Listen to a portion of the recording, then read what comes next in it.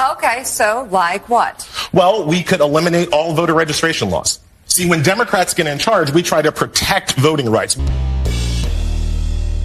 How's everybody doing? My name is Anthony Brian Logan, and today we got to talk about MS13DNC contributor Elie Mystal saying that voter registration laws are racist. That's right, racist. Now, this is just a ridiculous thing that the left keep doubling down on, and they wonder why nobody pays them attention, why they keep getting stomped out in these elections. They wonder why Trump got elected 3 times. They wonder why these things are going on, but the reason why they don't know is because they don't understand how they look. They don't understand how they sound. They don't understand that it's ridiculous to say that you shouldn't have to register to vote. If you get a license to vote, how is that different than having a license to drive a car, a license to open a business, a license to operate a lemonade stand, a beer stand, a food truck? You got to have licenses to do things in this country. Why would voting be excluded? I'm having a hard time understanding. And before I go any further, let's get to the actual clip. If you want to see this in full without my commentary for some reason, the link will be in the box. If you're on IG, visit a link in the bio, go to the corresponding article on the website. But without further ado, let's go ahead and roll it. Okay, so like what? Well, we could eliminate all voter registration laws. See, when Democrats get in charge, we try to protect voting rights. We don't make voting easier. Now, I think what he meant right there is that we don't make voting harder. So, because if you eliminate the requirement to register as a voter, then I guess the intention is to make voting easier. Now, I'm all for voter eligibility requirements.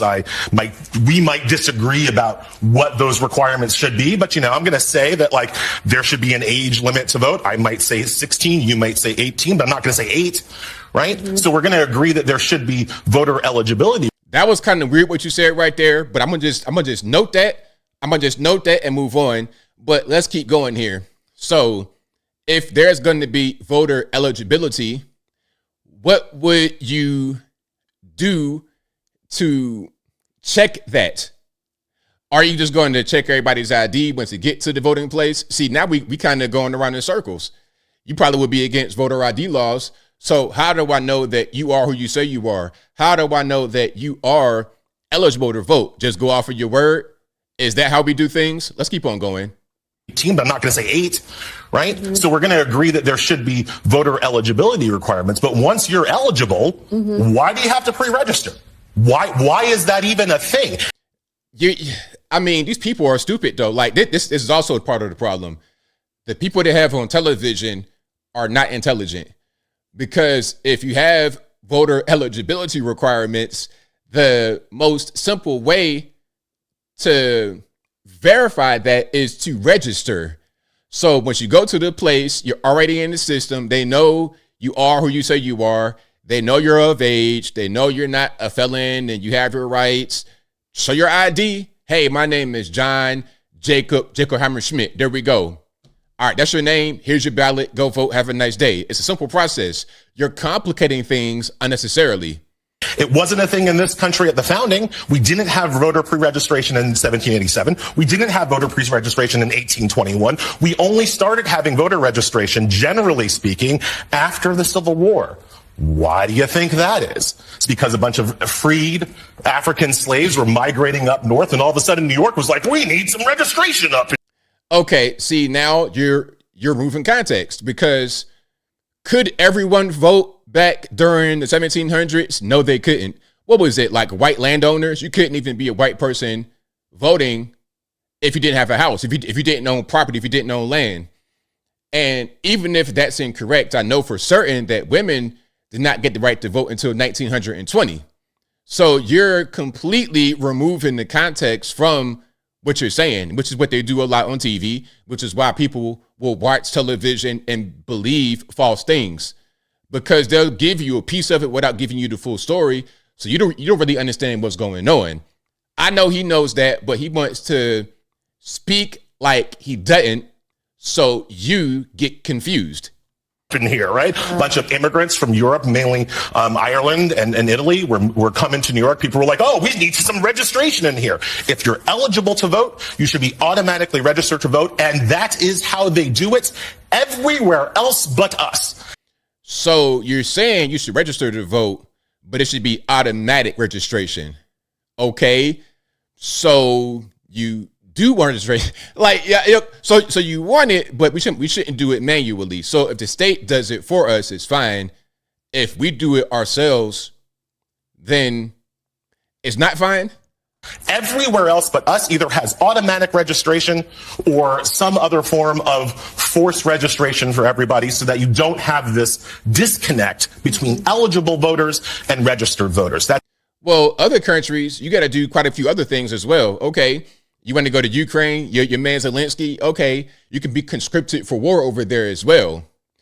I'm not sure if they have the automatic thing he's talking about, but I know what they do have automatically. Okay, you're a male. Here's a rifle, go fight. If you die, oh well. I need 100 trillion more dollars to fund this war, so you, Mr. Ukrainian citizen, can go die. That's the first law in the book that we could change. And it's to see how that's different than just saying we have to protect voting rights. No. We don't have to protect voting rights. We have to expand voting rights so that the 90 million people that sat on the couch and sat out this last election between democracy and fascism, so that maybe they have a little bit of an easier time to get up off the couch. Okay, so he has a book coming out. This is no ad for his book, Bad Law, the 10 popular laws that are ruining America. So here are the 10 laws that Elie Mystal says are bad laws. All right. Number 1, Protection of Lawful Commerce and Arms Act. Number 2, Armed Career Criminal Act. Number 3, Felony Murder. I don't know why that's a bad law, but we'll continue. Number 4, Stand Your Ground. Let's pause for a second. Now, this law became popular when Trayvon Martin got shot by Zimmerman in Florida. The rhetoric at the time was Stand Your Ground was a racist law because it enables white men to delete black men and get away with it. But in reality, the majority of the time where that law gets invoked, it helps a black person in Florida. So why would a pro-black, blackity-black like Elie Mystal or Elie Mystal, whatever his name is, say that a law that helps black people is a bad law? I don't understand. Number 5, Airline Deregulation Act. Number 6, voter registration. Again, we just covered why that is actually a good thing. Number 7, Hyde Amendment. Number 8, Don't Say Gay. Now, this refers to Florida again, and a law that says you cannot discuss LGBT and sexual orientation and whatnot in K through 12 schools. Again, going back to you, Elie Mystal, I took that mental note. So that's number 2. That's strike 2. Okay. Number 9, Religious Freedom Restoration Act. Again, why is that a bad thing? And then number 10, illegal reentry. I guess that refers to deported people coming back into the country again after they got deported illegally. So yeah, these people, if they agree that those laws are bad, they are the reason why places like California, the left coast in general, and the city areas especially, that's why those areas suck, because people that have that kind of ideology, to say that it's wrong to have a thing called felony murder, to say it's wrong to have a thing called illegal reentry, those people often foster environments where there's a lot of crime, violence, drugs, etc. Now, as I close, I want to say this. Shout out to all the regular people out there, the regular individuals, regular Americans, regular human beings out there. The irregulars like Elie Mystal with the Afro puff and 500 pounds. The irregular people are a problem. They get to vote. You know, if I had it my way, if I could just be a king and say, you know what, this is what I'm going to do, people like that, irregulars wouldn't vote in my country. But we live in a truly free place where he has a voice and I have a voice. And I think that you guys are able to distinguish between who makes sense and who doesn't. And I think I'll leave that right there for now. And what say you? What's your opinion about Elie Mystal and his 10 laws that are bad? Especially the one about voter registration, whatever your thoughts are, let me know in the comments below. You guys know where I'm at. All these laws, like the ones I pointed out, it's like, come on, what's the problem? But again, this is the mentality of a lot of you leftists. which is why leftist places are not really good to live. I mean, you know what? I'm gonna say that again. Leftist places are not good for regular people to live. If you're irregular and or super rich, you're pretty much good. You have a fiefdom. You have all the regular people working for you if you're a super rich person. Okay, you're Gavin Newsom, you're living up high in the hills, you do whatever you want to do. You pass laws for the regular people, you pass laws for the common folk, but you and your friends live high on the hog. That right there, people don't like. There's been wars, there's been rebellions against that way of living. So as I close for real, I want to say what you want, Elie Mystal, and a lot of the leftists, it's unpopular. People are going to vote, and you're going to continue to see declines in your party, declines in your TV viewership if you don't get on board with what the people actually want.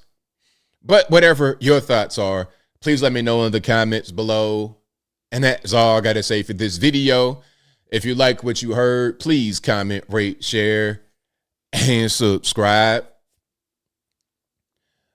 Peace.